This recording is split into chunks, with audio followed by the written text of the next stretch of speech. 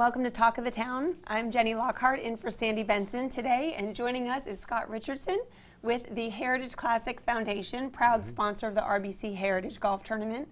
And also we're here today to talk about specifically one of the ways that you give back to the community, right? Which is with the Scholar Committee, of which you are the newest chairman, is that right? That's correct.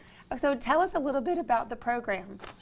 Well, we've done this for 23 years and given quite a lot of money away. Yes. On the Scholars Committee, we meet, and this is our biggest donation really to the community. When you add it up, it costs just shy of $300,000 a year to fund the scholarship, because once people get in the queue, right, they're 4-year scholarships. So it's a significant amount of money. Well, now who's eligible to apply for the award?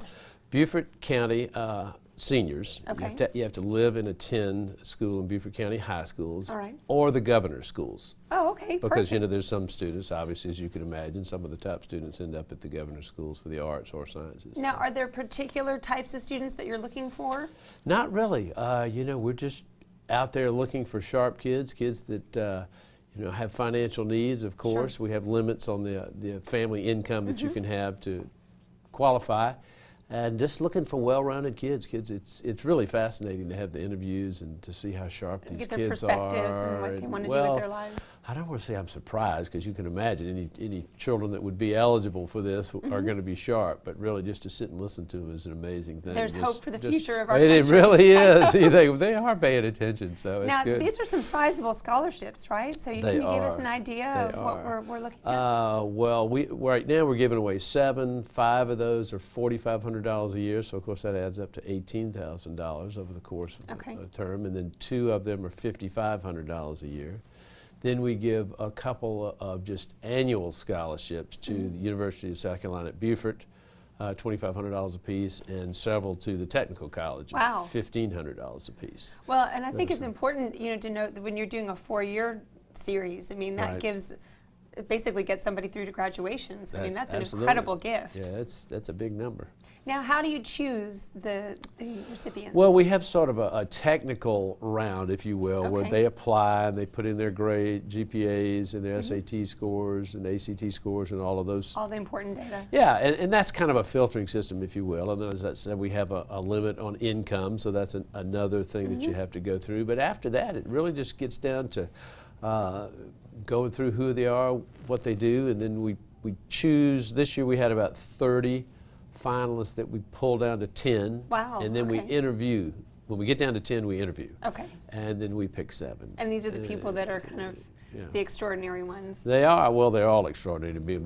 The biggest problem with this whole proposition is all of them are worthy. I mean, you could justify giving it to any of them. So that's the toughest part of it. Well, now, do you get to stay in touch with the winners, and do you get to hear the long-term success stories? We because you've try been to. doing this for a long time. Some are better than others. We have some that communicate with us regularly, which is always fun, because you get it's fun to get those letters about what happened, and if I hadn't had this wouldn't have happened, and so forth. And we're going to try to do a better job at that. We're really going to try to do a formal way of communicating with them, keep track of them and where they end up with their careers and so forth. You could do almost like a spotlight or a newsletter series or something. Do a trophy board for those who make the big league. Now, and how do you honor the winners? Is there anything special? Well, they come to the opening ceremony, so they'll all be there. That's their big, 15 minutes of fame, I guess you'd say, out with the public, because there's several thousand people there. Of course, they get their scholarships. We give the current scholarship winners tickets to the tournament, during their initial year, and then we give them 1 ticket going on after, after that. We have a luncheon. We have a scholarship luncheon where they are honored at the scholarship luncheon. And then some of them during the year, up until the time they go to school, sometimes they come for a function or so. They'll be there. And we sort of highlight them at different little functions. But once they go off to college, they're so busy. We don't see them much. That's right. Well, what an incredible gift to the community. And also, I think one of the biggest things that you're doing, at least from my perspective, is ensuring the future of this area, because these kids are going to remember this and they're going to come back after they've had their education and really make a difference in our community. Oh, absolutely. They will. They'll make us proud. And I always end the interviews by saying, now, if you go invent something like Microsoft, remember who made remember this possible, us. Right? That's right. Yeah, the next Steve Jobs could be. That's right. Yeah, that's right. That's what we need.